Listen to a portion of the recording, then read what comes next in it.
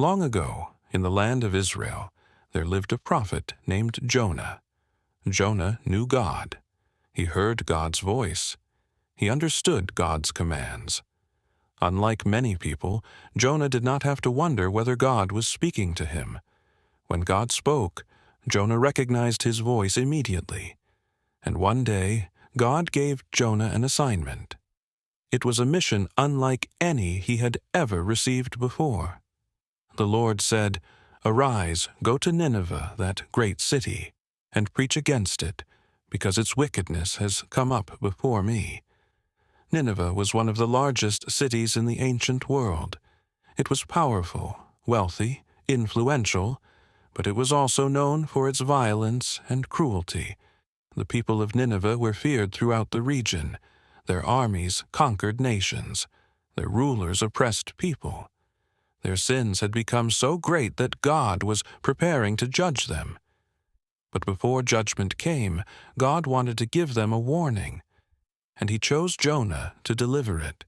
Yet Jonah did something unexpected. Instead of obeying God, he ran. He did not travel toward Nineveh. He went in the opposite direction, as far away as he could.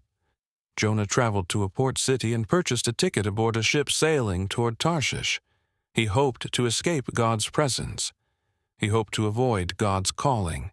He hoped to leave the assignment behind. But Jonah was about to learn something every believer eventually discovers. You can run from God's will, but you cannot run from God. The ship departed. The sails filled with wind. The crew worked peacefully. Everything seemed normal. Then suddenly, the sky darkened. Clouds gathered overhead. Powerful winds began to blow. The sea grew violent. Massive waves crashed against the ship. The vessel creaked and groaned under the pressure. The sailors became terrified. They had spent their lives at sea. They had survived storms before. But this storm was different. This storm felt supernatural. The men cried out to their gods. They threw cargo overboard to lighten the ship. Desperation spread throughout the vessel. Meanwhile, Jonah was asleep below deck. While everyone else panicked, the runaway prophet slept. The captain found him. "How can you sleep at a time like this?" he shouted. "Get up. Pray to your God." The sailors decided to cast lots to determine who was responsible for their disaster. The lot fell upon Jonah. Immediately, they began asking questions. "Who are you? What have you done? Why is this happening?" Jonah finally told them the truth. "I am a Hebrew.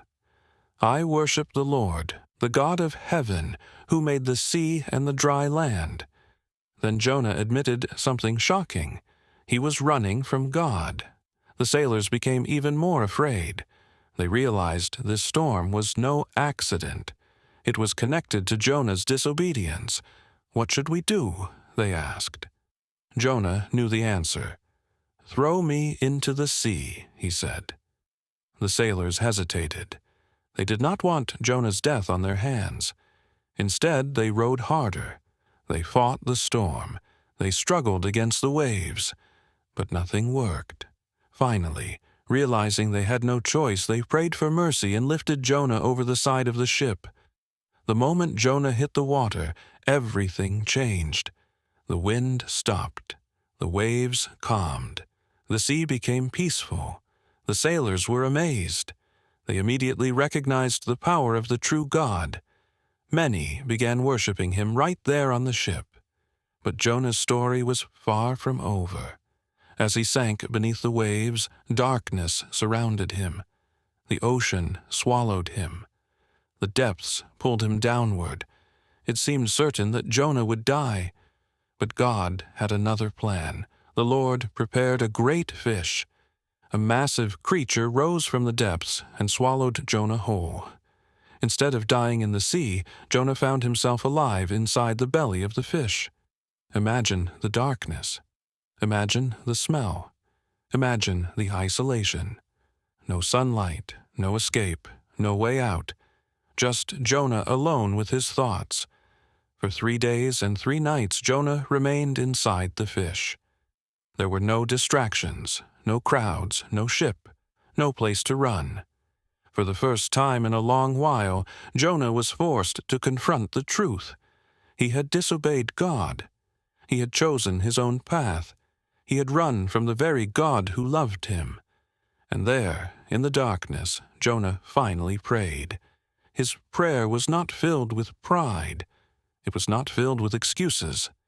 It was a prayer of repentance, a prayer of surrender, a prayer of humility.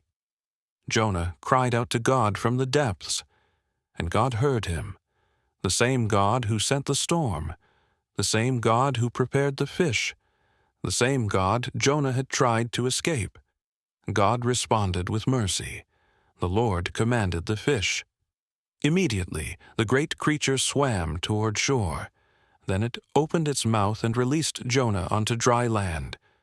Covered in seawater and humbled by his experience, Jonah stood once again beneath the open sky.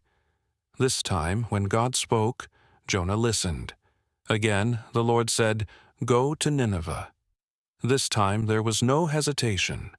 This time there was no running. Jonah obeyed. Nineveh was enormous. The city stretched for miles. Its walls towered high above the land. Its streets were filled with people. The population numbered in the hundreds of thousands. As Jonah entered the city, he began preaching. His message was simple. 40 more days, and Nineveh will be destroyed. The warning spread quickly. People listened. Families listened. Leaders listened. The news reached the king himself. Something remarkable happened. The people believed God. From the greatest to the least, they repented. The king stepped down from his throne. He removed his royal robes. He put on sackcloth. He sat in ashes as a sign of humility. Then he issued a decree throughout the city. Everyone was to fast. Everyone was to pray. Everyone was to turn from their wickedness. For perhaps God would show mercy. The city that Jonah expected to reject God's message responded with repentance. The people humbled themselves before the Lord, and God saw it. He saw their broken hearts. He saw their repentance. He saw their desire to change. So God relented from the judgment he had planned. Nineveh was spared. The city was saved. But surprisingly, Jonah was not happy. In fact, he became angry. He left the city and sat outside its walls. Deep down, Jonah had wanted judgment. He had wanted Nineveh destroyed. He struggled with the idea that God could show mercy to people he considered undeserving. Yet God was about to teach Jonah one final lesson. As Jonah sat beneath the scorching sun, God caused a plant to grow beside him. The plant provided shade and comfort. Jonah was grateful. But the next day, God sent a worm to destroy the plant. The shade disappeared. The hot sun beat down upon Jonah. Again he became angry. Then God spoke. "You are concerned about a plant that appeared and disappeared overnight. Should I not be concerned about the people of Nineveh?" At that moment, Jonah was confronted with God's heart. The Lord cared about people, even sinful people, even rebellious people, even enemies.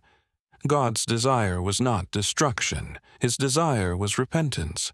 His desire was mercy. His desire was salvation. The story of Jonah is not really about a fish. It is about a God who pursues people. Jonah ran, but God pursued him. Nineveh sinned, but God warned them. The sailors feared, but God revealed himself. Again and again, God reached out to people who needed him. The same remains true today. Many people run from God. Some run through pride. Some run through sin. Some run through fear. Some run through distraction. But no matter how far we run, God's mercy is greater. The story of Jonah reminds us that God's plans are always better than our own. His mercy is greater than our judgment. His compassion is greater than our anger. and His love extends further than we can imagine. For the God who pursued Jonah in the storm still pursues people today, not to condemn them, but to save them. And sometimes the greatest miracle is not surviving a great fish. Sometimes the greatest miracle is finally surrendering to God.